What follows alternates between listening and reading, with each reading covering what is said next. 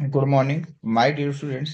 आज के इस लेक्चर में हम लोगों को बेटा बात करना है वेक्टर्स लॉ ऑफ कूलम्ब्स। ठीक है, तो आज हम लोग जो बात करेंगे वो किसकी करेंगे? वेक्टर्स लॉ की करेंगे। किसकी करेंगे बेटा? Vector forms of Coulomb's law. ठीक, तो इसकी बात करने से पहले हम लोग समझेंगे बेटा कि वेक्टर फॉर्म्स क्या होती है, या किसी भी क्वांटिटी को वेक्टर फॉर्म में कैसे कन्वर्ट करते हैं। मान लिया कि कोई क्वांटिटी है ए और हमको इसका वेक्टर फॉर्म लिखना है। क्या लिखना है बेटा? वेक्टर फॉर्म लिखना है। ध्यान समझना बेटा। तो आप कुछ मत करिए, इस वेक्टर फॉर्म लिखने के लिए इसका जो भी मैग्नीट्यूड हो उसको मल्टीप्लाई कर दीजिए डायरेक्शन के साथ। किसके साथ मल्टीप्लाई कर दीजिए बेटा? इसको यूनिट वेक्टर को हम लोग डायरेक्शन बोलते हैं। अगर किसी भी क्वांटिटी के मैग्नीट्यूड के साथ आपने डायरेक्शन का मल्टीप्लाई कर दिया, किसका मल्टीप्लाई कर दिया बेटा? डायरेक्शन वेक्टर, या फिर इसी का नाम होता है बेटा यूनिट वेक्टर का मल्टीप्लाई कर दिया, तो वो चीज़ अपने आप कन्वर्ट हो जाती है वेक्टर फॉर्म में। किस में कन्वर्ट हो जाती है बेटा? वेक्टर फॉर्म में। अब देखिए ध्यान समझना, मान लेते हैं बेटा एक पॉइंट ये है ए और एक पॉइंट है ये बी। ए के कोऑर्डिनेट हम मान लेते हैं x1 y1 z1, और बी के पॉइंट हम लोग मान लेते हैं x2 y2 z2, और इनके बीच की डिस्टेंस है हमारे पास r। बीच की डिस्टेंस कितनी बेटा? r है। तो अब हमसे कह रहा है कि r का वेक्टर फॉर्म लिखिए। r का क्या लिखिए बेटा? Vector form. तो हमेशा देखिए r क्या है? A B. तो हमेशा जो बाद में इसको मान लेते हैं फाइनल पॉइंट, इसको क्या मानते हैं बेटा? Final point. और इस पॉइंट को आप लोग मानेंगे जो पहले लिखा है इसको हम लोग कहेंगे इनिशियल।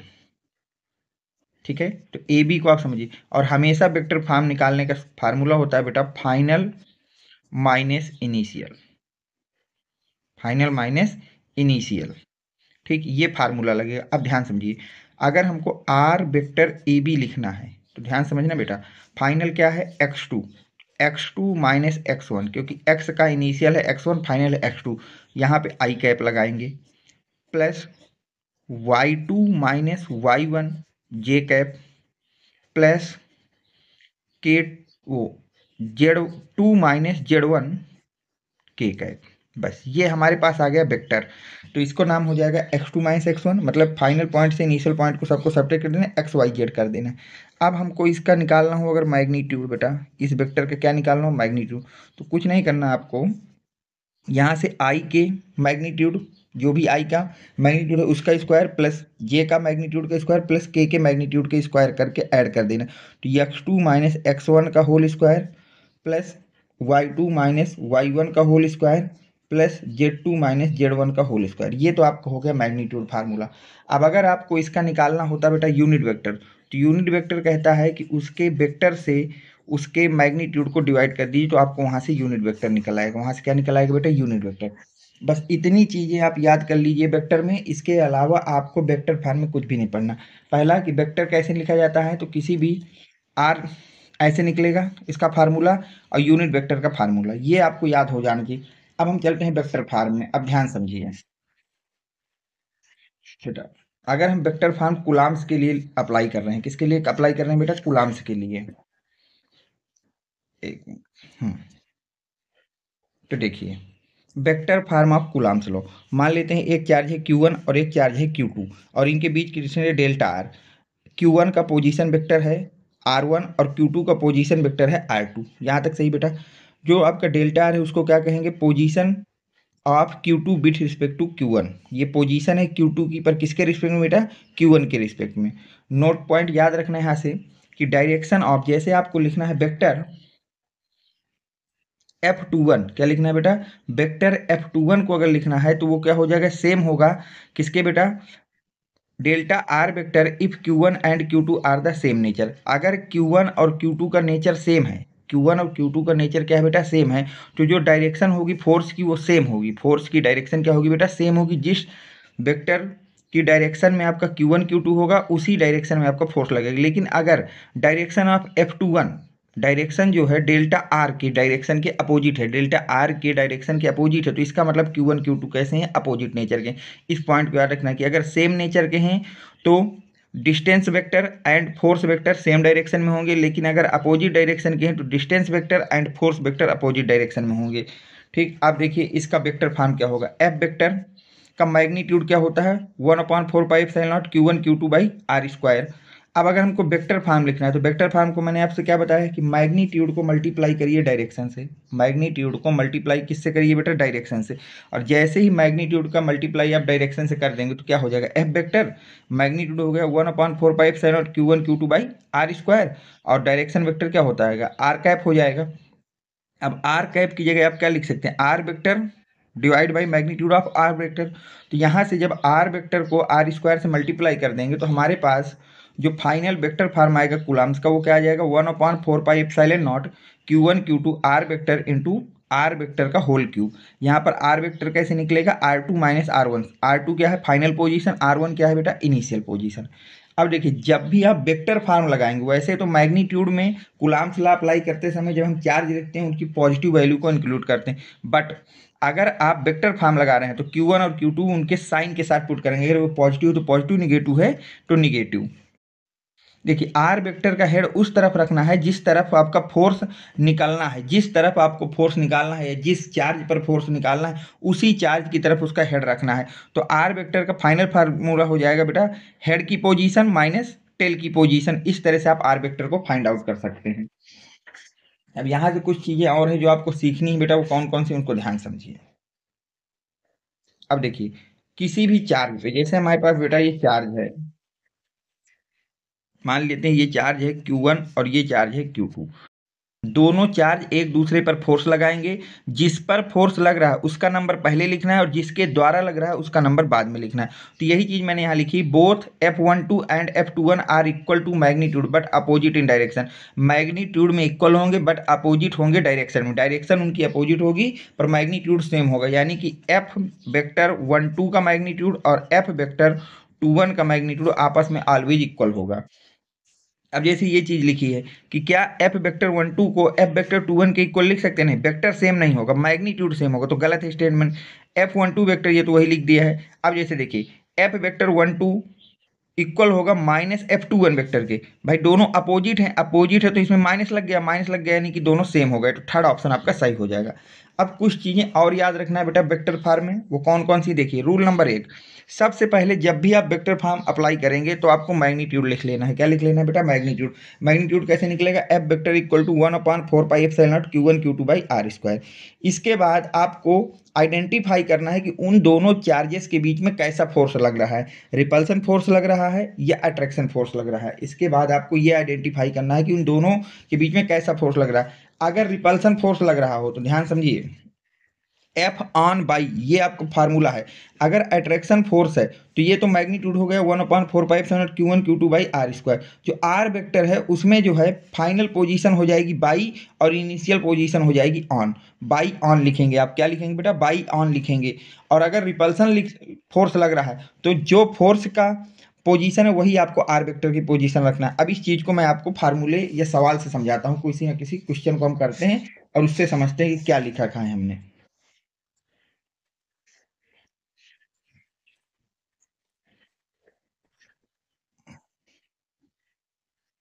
अब देखिए बेटा यहां पर देखिए दो फोर्सेस हैं आपके पास, ध्यान समझिएगा बेटा। यहां पर हमारे पास दो तरह के चार्जेस हैं, एक चार्ज है Q1 प्लस का और एक चार्ज है Q2 माइनस का। और बोला गया है इन दोनों के बीच बिटवीन जो डिस्टेंस है वो R है, इन दोनों के बीच की जो डिस्टेंस है वो कितनी बेटा, R है। तो देखिए अगर मैं फोर्स लिखूं बेटा, क्या लिखूं, force, force on two due to one. मैं फोर्स लिख रहा हूँ चार्ज टू पर, किसके कारण, Q1 के कारण। तो वो फोर्स क्या हो जाएगा, 1/4πε0 Q1 Q2 by are square. ये तो मैग्नीट्यूड हो गया, ये क्या हो गया बेटा, मैग्नीट्यूड हो गया। फिर मैंने बताया अब देखिए Q1 Q2 क्या है आपकी, ये यहाँ पर ये प्लस का है ये माइनस का है, यानी कि यहाँ पे फोर्स ऑफ कैसा लग रहा है, अट्रैक्शन फोर्स लग रहा है। और अगर अट्रैक्शन फोर्स लग रहा है तो जो भी आपने यहाँ पे फोर्स लिखा है उसका यूनिट जो वेक्टर होगा उसको पलट देना है। तो अगर ये फोर्स 2 1 है तो आपका वेक्टर हो जाएगा 1 2, पर कब, जब अट्रैक्शन लग रहा।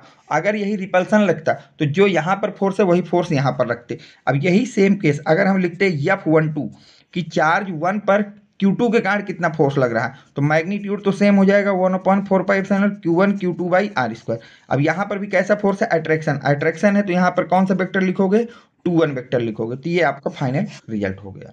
अब देखिए ये चीज देखिए यहाँ पे लिखा है, सही है। अब हम चलते हैं नेक्स्ट क्वेश्चन को समझते हैं थोड़ा सा और इसको। अब मान लीजिए कि हमारे पास एक चार्ज है बेटा Q2 Q1 है, एक चार्ज है Q1 ये भी माइनस का है, और एक चार्ज है Q2 ये भी माइनस का है। अब मैं आपसे कह रहा हूँ इनके बीच की डिस्टेंस जो है वो r है, इनके बिटवीन जो डिस्टेंस है वो कितनी बेटा r है। यहाँ तक कोई डाउट आपको नहीं होना चाहिए। अब अगर मैं आपसे कह रहा हूँ कि आप यहाँ पर मुझको लिखिए F12 दिखाइए लिख करके। 12 का मतलब क्या है, चार्ज 1 पर Q2 के कारण कितना फोर्स लगेगा, तो मैग्नीट्यूड तो सेम हो जाएगा 1/4π Q1 Q2/r²। अब यहाँ पर फोर्स कैसा लग रहा है बेटा, दोनों सेम नेचर के हैं, इसका मतलब यहाँ पर फोर्स लगेगा रिपल्सन, और अगर रिपल्सन फोर्स है तो जो आपका फोर्स का वेक्टर है वही आपका आर वेक्टर हो जाएगा, तो आर वेक्टर 1 2 हो जाएगा। इसी तरह से अगर मैं आपसे कहूँ कि फोर्स लिखिए 2 1, यानी कि चार्ज 2 पर 1 के कारण कितना फोर्स लगेगा, तो वहां पर फोर्स लगेगा 1/4π Q1 Q2/r²। अब यहाँ पर हम कौन सा यूनिट वेक्टर रखें, कौन सा हम लोग यूनिट वेक्टर रखें, तो देखिए यूनिट वेक्टर हमारे पास क्या हो जाएगा बेटा, यूनिट वेक्टर हो जाएगा यहाँ पे कैसा फोर्स है, रिपल्सन, और रिपल्सन फोर्स है तो जो आपका फोर्स की डायरेक्शन है वही डायरेक्शन हो जाएगी वेक्टर की, तो ये भी हो जाएगा 2 1। इस तरह के सवालों को आपको करना सीखना है सबसे पहले, ठीक है यहाँ तक। अब देखिए जैसे एक क्वेश्चन आपसे बेटा बोर्ड में पूछा गया था, ये क्वेश्चन है, बोल रहा है Q1 Q2 है, ए और बी पर रिप्लेस है, इनके बिटवीन डिस्टेंस है r, व्हिच इज करेक्ट, कौन सा करेक्ट होगा। तो पहली बात यहाँ पे फोर्स कैसा लग रहा है, देखिए कुछ फंडामेंटल जो आपको याद कर लेने हैं, कौन कौन से, ध्यान समझिए। पहली बात यहाँ पे फोर्स कौन सा लगेगा बेटा, अट्रैक्शन फोर्स, रिपल्सन फोर्स लगेगा, रिपल्सन फोर्स। और रिपल्सन फोर्स क्या कहता है कि एफ का नंबर और आर वेक्टर जो होगा उसका नंबर आपस में सेम होने चाहिए, ये वाले नंबर आपस में क्या होने चाहिए, सेम रिपल्सन, और अगर अट्रैक्शन होता तो अपोजिट। तो देखिए मिलाइए आप, ये लिखा है F12, ये लिखा है F12, पर यहाँ क्या लग गया है माइनस, तो ए ऑप्शन तो गरे सही होगा नहीं। नेक्स्ट बेटा यहाँ पर क्या लिखा है 1 2, यहाँ पर भी क्या लिखा है 1 2, अब इसको करेक्ट करिए, मैग्नीट्यूड कितना आएगा 1/4π Q1 Q2/r², तो बी ऑप्शन आपका क्या है बेटा, करेक्ट है। सी में आइए, यहाँ पर क्या लिखा है बेटा 2 1, और यहाँ पे क्या लिखा है 1 2, रॉन्ग हो गया। यहाँ पर क्या लिखा है बेटा 2 1, यहाँ पर क्या लिखा है 1 2, ये भी रॉन्ग हो गया। तो केवल आपका कौन सा ऑप्शन करेक्ट है, बी ऑप्शन करेक्ट। और अगर यही फोर्स होता रिपल्सन वो अट्रैक्शन का, तो हमारे ये वाले नंबर आपस में अपोजिट होने चाहिए थे। यहाँ तक सही है। अब देखिए जैसे कहीं पर लिखा है फोर्स 1 2, तो इसको आप पढ़ेंगे क्या, इसको पढ़ेंगे फोर्स ऑन 1 ड्यू टू 2, कि फोर्स चार्ज 1 पर लग रहा है किसके कारण बेटा, चार्ज 2 के कारण। या इसी चीज को हम पढ़ते हैं force on by, force on 1/2 या ड्यू टू 2, इस तरह से इसको पढ़ेंगे। ऑन बाई का कॉन्सेप्ट याद रखना है। यहां तक मेरे हिसाब से आपको कोई डाउट नहीं होना चाहिए बेटा। अब देखिए इससे रिलेटेड कुछ क्वेश्चन हैं जिनको हम लोग सीखेंगे कि किस तरह से इससे रिलेटेड क्वेश्चन आपसे बोर्ड में पूछे जाते हैं और आपको सॉल्व करना है। अब जैसे देखिए ये आपको दिए गए हैं, Q1 दिया है, Q2 दिया है, और इनके बीच में हमें फोर्स लिखना है।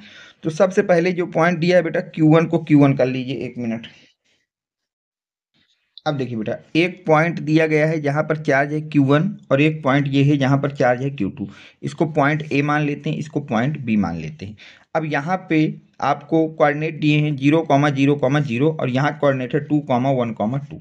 अब आपसे अगर मैं कहूँ कि आप हमको बेटा निकाल के दीजिए F12 निकाल के दीजिए, यानी कि फोर्स निकालना है आपको चार्ज 1 पर कितना लग रहा है, किसके कारण बेटा, चार्ज 2 के कारण। तो वो फोर्स क्या होगा 1/4πε0 Q1 Q2/r²। और यहाँ पर क्या है, पहले फोर्स देखिए Q1 Q2 का सेम नेचर है, यानी कि फोर्स लग रहा है रिपल्सन, और अगर फोर्स है रिपल्सन तो यहाँ पर जो यूनिट वेक्टर आएगा इसका अपोजिट आएगा, तो आ जाएगा 2 1।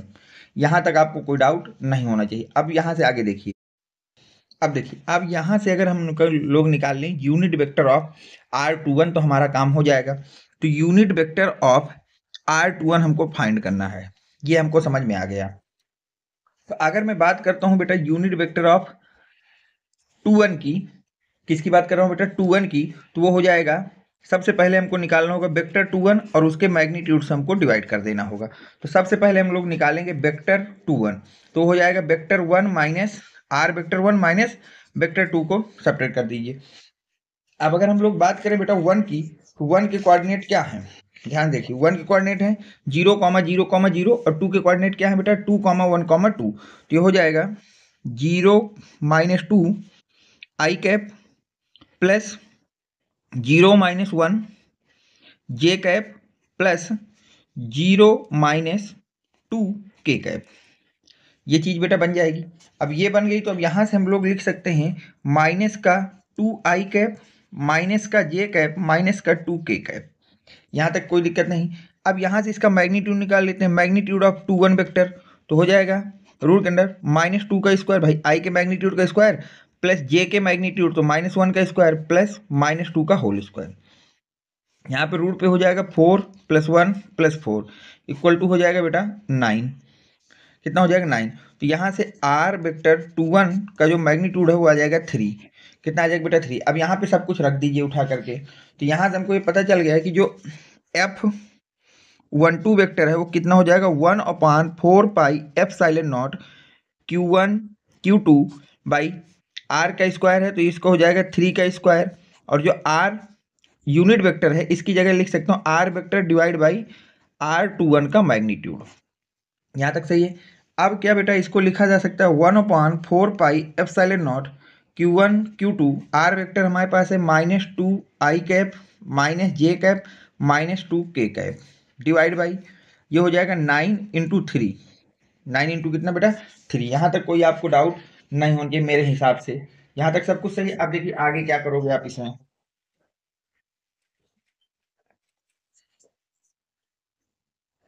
अब यहाँ से हम लोग 9 का मल्टीप्लाई 3 में कर देंगे तो यहाँ से हमको पता चल गया vector of 1 2 equal to 1/4 pi एप्सिलॉन0 Q1 Q2 माइनस का 2 i cap minus j cap minus का 2 के कैप डिवाइड बाई 27। ये आपका फाइनल आंसर हो जाएगा। इस तरह से आपको वेक्टर लॉ को अप्लाई करना है। अभी और क्वेश्चनों को कुछ देख लेते हैं फिर मैं आपको अच्छी तरह से ताकि समझ में आ जाए।